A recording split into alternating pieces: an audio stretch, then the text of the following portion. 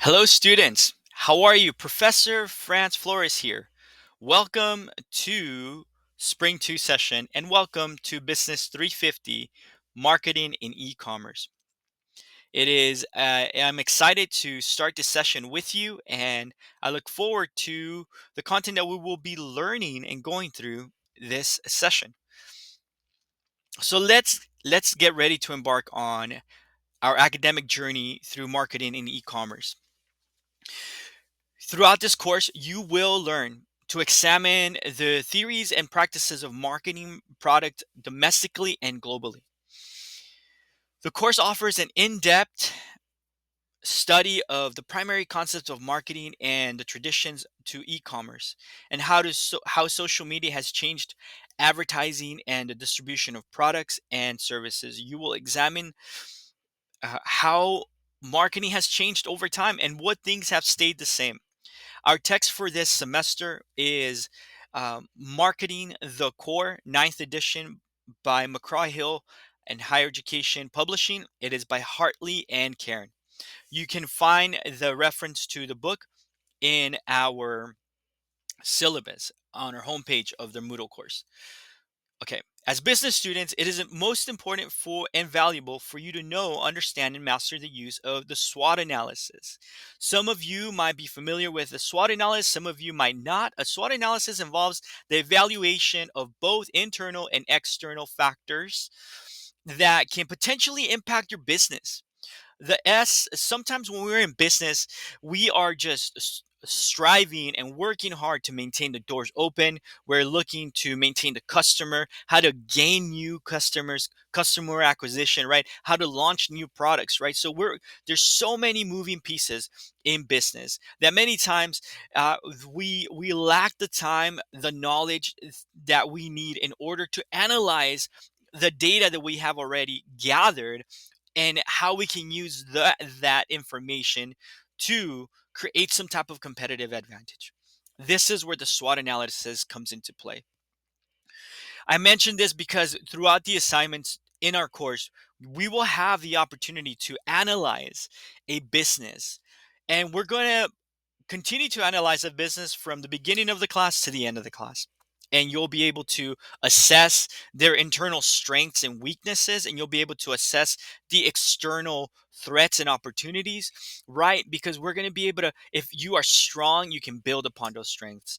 The weaknesses, you can shift and make changes. Opportunities, you want to make sure that you are able to plan and strategize to incorporate those to your business. If there are threats, you want to plan ahead for mitigating risks. That's why that it's important for us to take ownership of the SWOT analysis, make this part of our everyday thought process tool in our tool belt that we're able to pull out at a meeting, at a for our teams, for organizations, for launching a product, for marketing, for sales.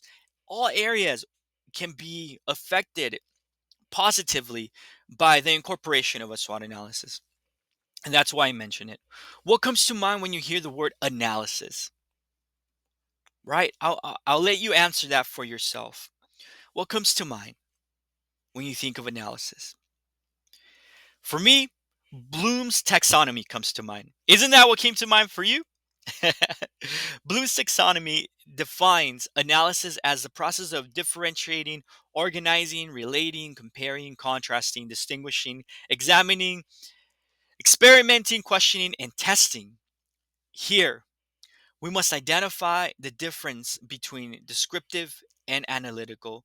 A SWOT analysis will not only provide descriptive information, but it will provide the process of differentiating, comparing, and contrasting the internal strengths and weaknesses of an organization, as well as the distinguishing and examining the external opportunities and the threats that an organization faces in their competition.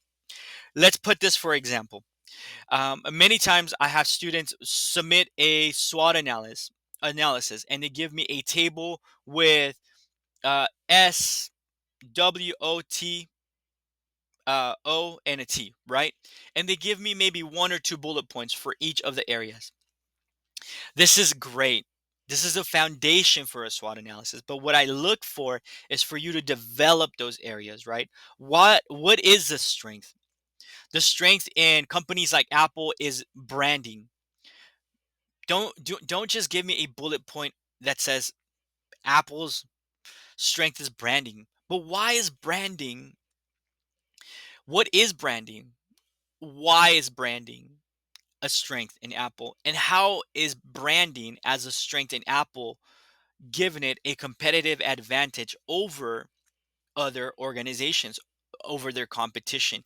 This is the reason why we want to continue to fully analyze and develop content when we talk about a SWOT analysis. Descriptive just tells us this is the strength, this is the weakness. And analysis gives us an in-depth of how maybe they came about becoming a well-branded organization, right? And that's what we want to look for when we develop content here throughout our course. So I welcome you to put on your marketing hat every time you step into our course. Throughout this course, you will gain knowledge that will help you think and make decisions through the lens of marketing.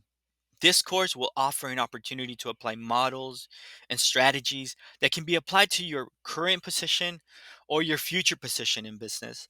Therefore, complete all of your readings, make the most of your discussion posts, interactions with fellow students, and assignments.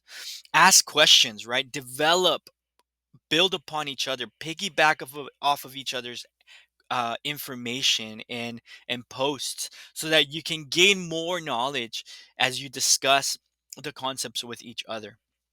The tools that you gain in this course are life changing and applicable to everyday industry in life. As for this course and all of my courses, I have some Professor Flores tips. I have 5 recommendations. One, read your course syllabus.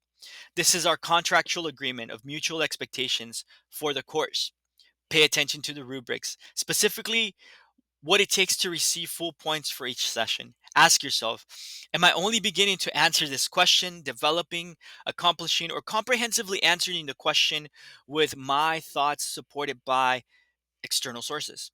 Number two, review class policies, such as the academic integrity, ADA accommodations, withdrawal, at drop policies, late work policies, plagiarism, right? We want to be sure that we are students of academic integrity. We're not just using AI to answer all of our posts. That is not the goal. I do not want to interact with AI prompts or response. I want to interact with you. I want to hear your voice when I read your discussions. I want to hear your voice when I read your assignments.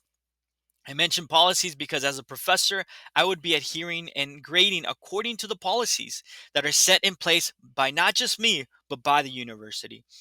Go through the course, review the modules, requirements, discussions, assignments, so that you can create a personal roadmap to success. Number four, review your NSO 100 for university resources, right?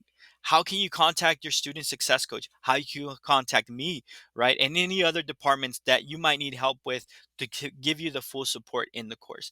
And number five, the one that's personally close to my heart is communication is key. If you have any problems or questions or emergencies throughout the session, contact me right away. Send me an email, send me a chat, text me, right? I will be giving you my phone number. My phone number is 562 355 7148. 562 355 7148. Text me, give me a call, right? I will give you my hours of operation so that you can reach out to me and tell me, hey, professor, can you help me with this assignment? Hey, professor, I'm going to be a little late with my discussion this week because I've had a lot of work. I have those comments from students, and I understand. I myself was earned my MBA and my doctorate while being an adult learner with a family, working a full-time job. It was not easy, right? So I needed to have clear communication, and I did it online. So I needed to have extra communication with with my professors because I knew that they would only know as much as I would tell them. So communication is key. Reach out to me, talk to me. I'm looking forward to connecting with you throughout this course and getting to know you better. So before we leave, I want to make sure to encourage and pray for you this verse from Proverbs 16:9.